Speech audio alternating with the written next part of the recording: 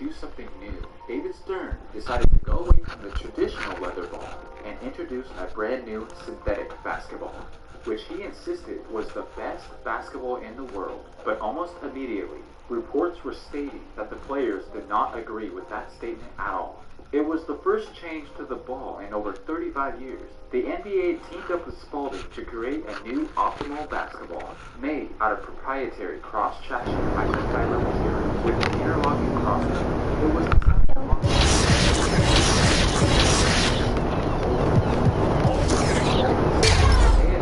the reliable that the old ball required. They said the new ball would take 9 specific breaks the leather game. Right before the start of the opening sentence, the CEO should have the world will be playing the best basketball. But unfortunately, only about a month into the new season, the NBA, along with Spalding, was already receiving which included Shaquille O'Neal, who said, "The new ball is terrible. It feels like one of those cheap balls you buy at a sports store. I look for shooting percentages to be way down and turnovers to be way up, because when the ball gets wet, you can't really control it. Whoever did that needs to be fired. It was an awful decision." Deshaun Stevens simply stated, "I hate it." Steve Nash would go on to say, "The ball just tears my fingers apart." Ray Allen said, "I have to constantly put lotion all over my hands because my fingers are cracking and it's causing splints on my fingertips." Raja Bell showed reporters a gnarly split fingernail that he blamed on the ball. Jason Terry revealed to the reporters what looked like paper cuts on his fingers. Dirk Nowitzki said it made his hands bleed, and Eddie Curry claimed that the ball never left his hand the same way and it stuck to his bare feet. What makes this story even worse is that the commissioner at the time, David Stern, never even consulted with the players about changing the ball or even allowed them to test it out before implementing the new ball. And what the league did instead was have old retired players test it out for them. And this made the current players feel tremendously disrespected. But perhaps the player that was most affected by the sudden change was LeBron James, saying, "The only thing that we love the most is the basketball. That's your comfort. I mean, without your basketball, it doesn't really work. That was my biggest problem with trying to change something that means so much to me." The players were very upset. They got so bad that Mark Cuban, the owner of the Dallas Mavericks, this is the University of Texas Arlington, to test just how the new ball is performing. And unsurprisingly, the results corroborated with the players' opinions. That cross-checking of both electric nerve became notably slippy when exposed to even the slightest amount of it. And the physicists also found that the new ball bounced 5 to 8% less than the old one. Finally, the NBA had enough with this new ball and understandably brought back the traditional leather ball. And Spalding would later on offer refunds to whoever purchased the new ball. Okay, I'm sure we can all agree that we can't really blame them for at least trying something fresh. But obviously, at the end of the day, it was one of the biggest failed experiments that the league has ever had. This situation should have taught the NBA a lesson, which is to inform the players and allow them to vigorously test the new potential products they wish to implement into an actual game. But so it seems they have failed yet again with the new paper-like Nike jerseys that was introduced this season. I hope you guys really enjoyed this video. Let me know what you guys think about this crazy fiasco that went down only about a decade ago. And don't forget to like and subscribe. Thanks for watching.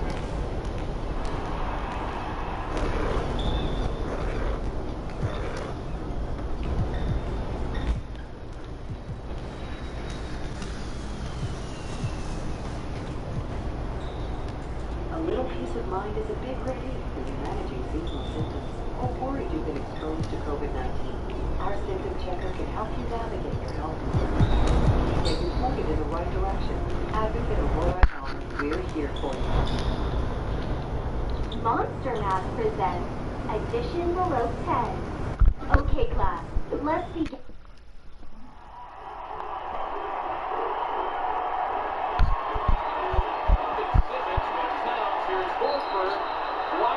Wow, and look at this. Whoa! And B going at it with Carl Anthony Towns. Wait, hold on a second. Let's rewind that. Is that who I think it is? Let's zoom in a little bit. The guy right there.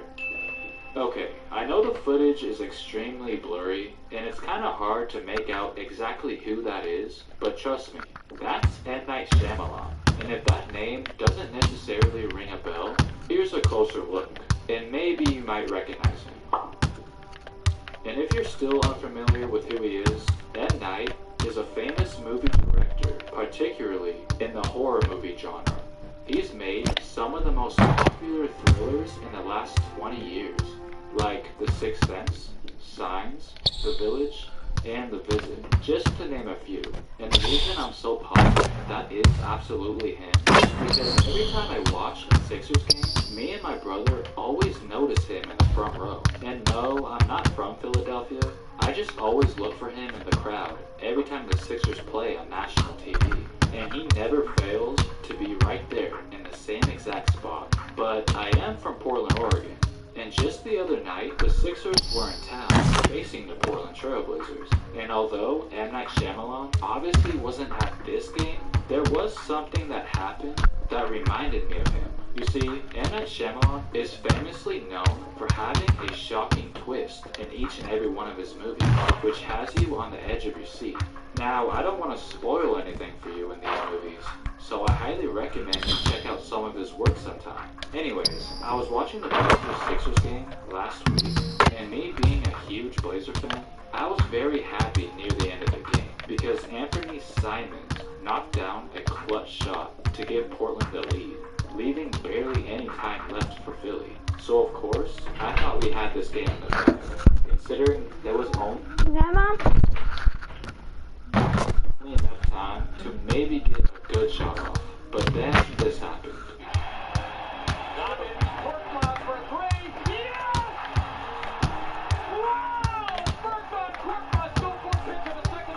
Yeah, that was totally. It just happened so quick. I mean, yeah, players do win games at the last second all the time, but I didn't really think he was going to hit that. I thought to myself, yes, we won the game. All we have to do is defend for like 2 seconds, and we're walking out of here with the victory. What are the odds we lose this game? But then Korkmaz turns around and does this. So after sitting there for a while, trying to recover from a broken heart, I was hit with this brilliant idea. Well, at least I hope it's brilliant. Crap. Suddenly, a light bulb went off in my head.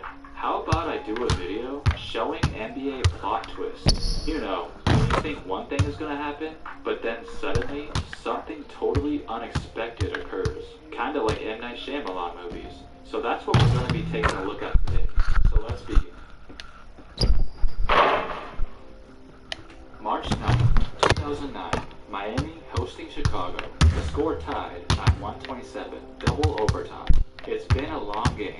I'm sure the fans are anxious to go home, and so are the players. With the ball in John Solomon's hands, and about 5 seconds left, it looked like the Bulls were going to get the last possession of the game. And like I said, it's a tie ball game, so there was no pressure. All he had to do was let the clock run out, and his team either wins or they go to a third overtime. But Dwayne Wade wasn't really in the mood to play another 5 minutes, and would give us an ending that took everyone by surprise. Not a good matchup right here for the lead. Solomon, Wade with a steal, with 2. Wade puts it up for the win. Oh, right here. He did it. Wade with the steal. And the game winner. Do you believe that? One of the great moments, one of the great plays made by one of the game's greatest players. Sure, can you do any more than Dwayne Wade has done? Now here, we have an example of a player who was in the mood for some overtime. It was March 30th, 2007, Washington versus Toronto. With the Wizards up by 1, Gilbert Arenas heads to the line to shoot a pair of free throws. If he makes both, it would put them in a safe position with a very high chance of winning this game.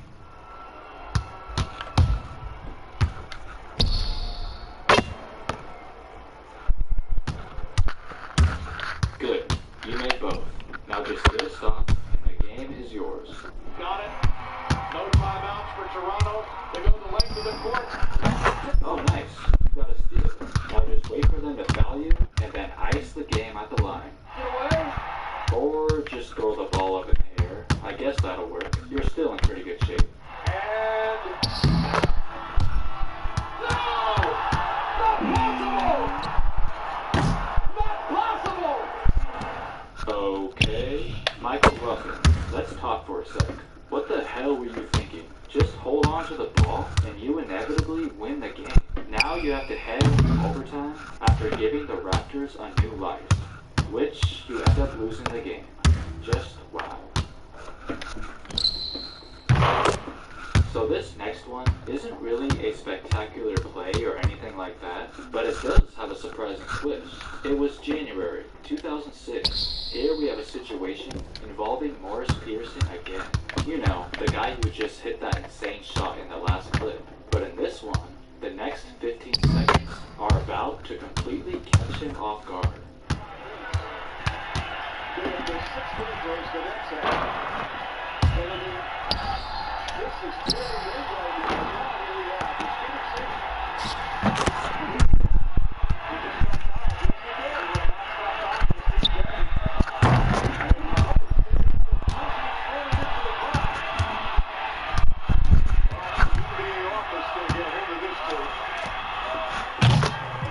Alright, at first glance, it looks like Vince Carter playfully slapped OP in the face, and then out of nowhere, he is the one getting ejected, not Vince. Well, it turns out, there is a simple explanation. You see, at this angle, you can see Peterson quickly slap Vince immediately after the initial one.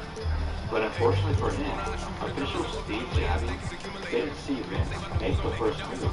He claims he only saw Peterson and didn't want him to continue to complete the photo. That was the second technical of the game anyway. Let's notice back to the walker. Vince Carter actually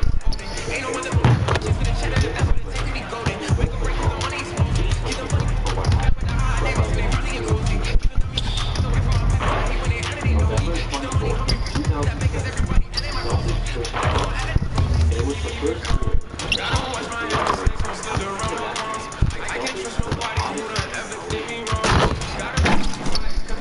But the Bosnians were clawing all night.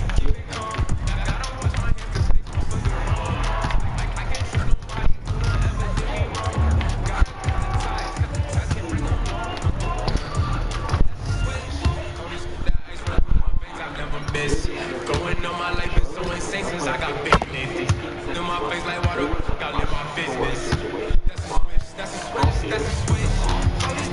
Look at my face, I never miss. Giving a reason for the entire arena to begin celebrating.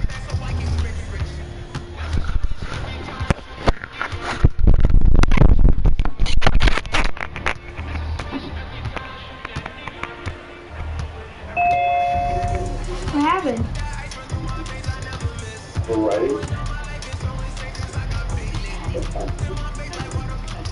Maybe we stop.